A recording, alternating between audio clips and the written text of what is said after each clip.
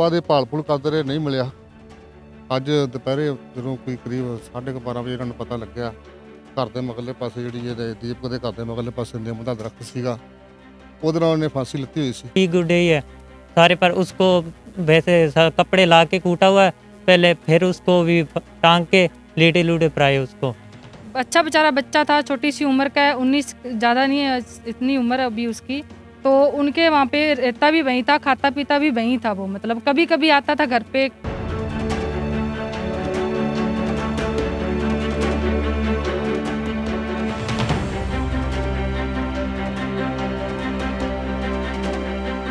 उसके सारे शरीर पे जख्म है।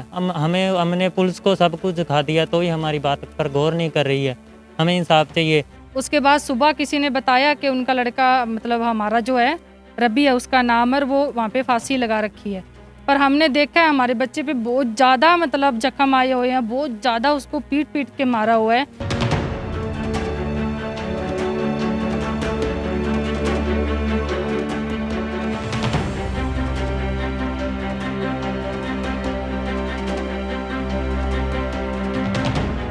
वो कह रहे ये आप लिए फांसी, पर उसके आपके लेते हुए तो चप्पल भी थी उसके पैर में एक। हमारे पास सब सबूत है। उसके गलत थाम पर भी चोट लगी है, सारे शरीर पर है सुई। वो फांसी लगा के मरने वालों में से नहीं है। हम इतना चाहते हैं मीडिया से बस कि हमारे लड़के को इंसाफ चाहिए।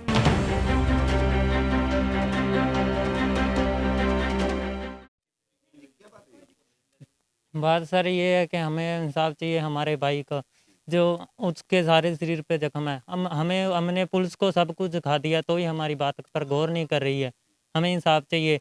वो कह रहे ये आप लिए फांसी, पर उसके आपके लेते हुए तो चप्पल भी थी उसके पैर में एक। हमारे पास सब सबूत है। उसके गलत थाम पर भी चोट लगी है, सारे शरीर पर है सुई गुड़ी है सारे पर। उसको वैसे कपड़े ला के कूटा हुआ है पहले, फिर उसको भी टांग के लीटे लूटे पराए उसको। हमें इतना चाहिए, इंसाफ चाहिए। बच्चे का नाम क्या है? रवि आपका क्या लगता है? भाई मेरा। वो पंचकोसी है आपके नान के। काम वो टेलर के पास जो दीपू, उनके घर पर ही। हाँ जी, शरीर पर सुई के ते कूटने के। हमारे पास वीडियो है सभी वारदात की।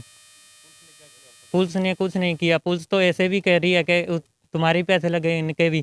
हमें पैसों से नहीं मतलब, हमें हमारे भाई का इंसाफ चाहिए। कहते तुम्हारा भी खर्चा होगा, इनका भी खर्चा होगा। भी ऐसे भी रिपोर्ट पार्ट कराओगे, बहस कराओगे। हमें पैसों को नहीं मतलब सर, हमें हमारे भाई का इंसाफ चाहिए। ये वैसे तो रामगढ़ी के रहने वाला है, पर इसका जो जीजा है वो मेरा भी मतलब मेरा जीजा है, जो इसका मामा था, और वो मामा के पास रहता था। इधर मतलब आया हुआ था, और उसकी 2 बहनें भी है।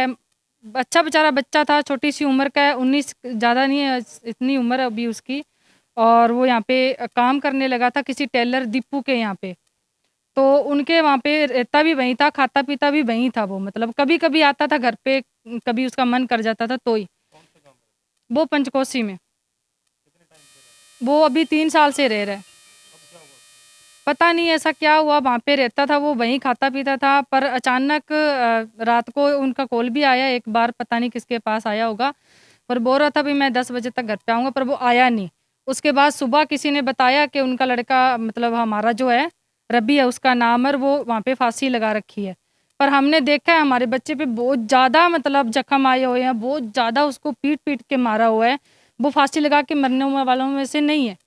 हम इतना चाहते हैं मीडिया से बस कि हमारे लड़के को इंसाफ चाहिए। पुलिस क्या कार्रवाई कर रही है? पुलिस यहाँ पे लेके आई है, बस ऐसे ही कोई 4 गांव के बंदे थे, उनसे उन्होंने पूछताछ की होगी, पता नहीं की भी है कि नहीं किया, पर वो बोल रहे हमने कर रखी है। पर यहाँ पे उनसे कोई मतलब कार्रवाई नहीं कर रहे हैं, और कुछ भी नहीं किया है अभी तक उन्होंने। मांग यही करते हैं कि हमारे बच्चे को इंसाफ मिलना चाहिए। ਇਹ ਪਿੰਡ ਪੰਜਕੋਸੀ ਹੈ ਸਰ। ਇੱਥੇ ਨਾ ਜੀ ਆਪਣੇ ਨਾਨਕੇ ਤੇ 5-6 ਸਾਲ ਤੋਂ ਰਹਿੰਦਾ ਸੀਗਾ। ਉੱਥੇ ਨਾਨਕੇ ਆ ਪਿੰਡ ਪੰਜਕੋਸੀ ਦੇ। ਉੱਥੇ ਪਿੰਡ ਵਿੱਚ ਹੀ ਇੱਕ ਦੀਪਕ son of ਸਾਹਿਬ ਰਾਮ ਹੈ, ਉਹਦੇ ਕੋਲ ਟੇਲਰ ਮਾਸਟਰ ਦਾ ਇਹ ਕੰਮ ਕਰਦਾ ਸੀਗਾ।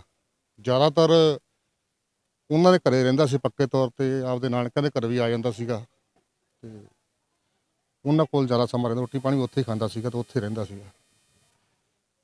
ਰਾਤ ਨੂੰ ਕੋਈ 10:30 ਵਜੇ ਕਿਤੇ ਬਿਨਾਂ ਪੁੱਛੇ ਦੱਸੇ ਘਰੋਂ ਚਲਾ ਗਿਆ।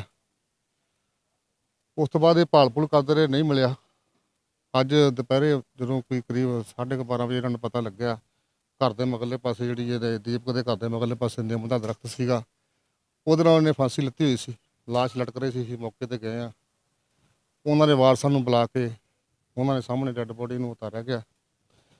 ਫਿਲਹਾਲ ਜਦੋਂ ਉੱਥੇ ਜਿਹੜੀ ਕਾਰਵਾਈ ਸੀ, ਅਸੀਂ ਉਹਨਾਂ ਨੇ ਕਿਸੇ ਤੇ ਉਹਨਾਂ ਨੇ ਸ਼ੱਕ ਨਹੀਂ ਜਤਾਇਆ ਸੀਗਾ।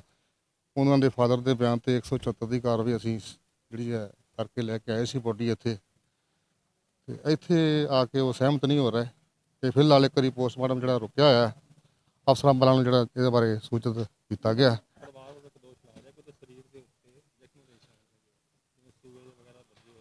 ਨਹੀਂ, ਹੈਡ ਇੰਜਰੀ ਉਹੋ ਜਿਹੀ ਤਾਂ ਨਹੀਂ ਹੈਗੀ। ਮਤਲਬ ਕਿ ਜਿਵੇਂ ਜਦੋਂ ਬੰਦੇ ਨੇ ਫਾਂਸੀ ਲਿੱਤੀ ਆ, ਦਰਖਤ ਦੇ ਨਾਲ ਉਹਦੇ ਬਾਹਾਂ ਬੂਹਾਂ ਤੇ ਕੋਈ ਝਰੀਟਾਂ ਇੱਥੇ ਨਿਸ਼ਾਨ ਹੈਗੇ ਆ। ਹਾਂਜੀ, ਨਹੀਂ ਸੂਏ ਦਾ ਨਿਸ਼ਾਨ ਮੈਨੂੰ ਤਾਂ ਨਹੀਂ ਦੱਸਿਆ। ਮੈਂ ਸਵਾਰ ਕੇ ਚੰਗੀ ਤਰ੍ਹਾਂ ਚੈੱਕ ਕੀਤਾ ਜੀ ਉਹਨੂੰ, ਬੋਡੀ ਨੂੰ, ਨਿਸ਼ਾਨ ਹੈ ਨਹੀਂਗਾ ਜੀ ਕੋਈ। ਬਾਕੀ ਡਾਕਟਰ ਸਾਹਿਬ ਜਿਹੜਾ ਪੋਸਟਮਾਰਟਮ ਕਰਨਗੇ ਉਹਦੇ ਵਿੱਚ ਜੇ ਕੋਈ ਹੋਰ ਇੰਜਰੀ ਹੋਊਗੀ ਤਾਂ ਸਾਹਮਣੇ ਆ ਜਾਊਗੀ ਜੀ। ਮੌਕੇ ਤੇ ਜੋ ਸੀਗੇ ਉਹਦੇ ਮੁਤਾਬਕ ਅਸੀਂ ਜਿਹੜੀ 174 ਦੀ ਕਾਰਵਾਈ ਕਰਕੇ ਇੱਥੇ ਲੈ ਕੇ ਆਏ ਹਾਂ ਬੋਡੀ ਪੋਸਟਮਾਰਟਮ ਵਾਸਤੇ। ਇੱਥੇ ਆ ਕੇ ਸਹਿਮਤ ਨਹੀਂ ਹੋਏ ਤੇ ਬਾਕੀ ਇਹਨਾਂ ਨੇ ਇੱਕ ਵਾਰੀ ਡਾਕਟਰ ਸਾਹਿਬ ਨੇ ਪੋਸਟਮਾਰਟਮ ਰੋਕਤਾ। ਇਹਦੇ ਬਾਰੇ ਅਸੀਂ ਅਫਸਰਾਂ ਵੱਲੋਂ ਇਤਲਾਹ ਦਿੱਤੀ ਹੈ, ਜੋ ਅੱਗੇ ਫਰਦਰ ਹੋਊਗੀ ਕਾਰਵਾਈ ਕਰ ਦਾਂਗੇ ਅਸੀਂ।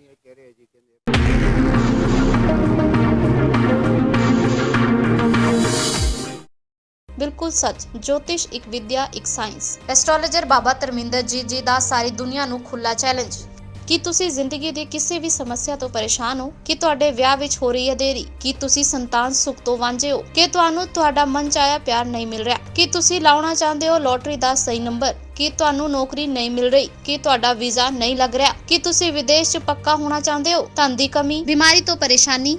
ਘਰ ਬੈਠੇ ਬਿਠਾਏ ਹੀ ਕੀਤਾ ਜਾਵੇਗਾ ਤੁਹਾਡੀ ਸਮੱਸਿਆ ਦਾ ਸਮਾਧਾਨ, ਫੀਸ ਕਮ ਹੋਣ ਤੋਂ ਬਾਅਦ।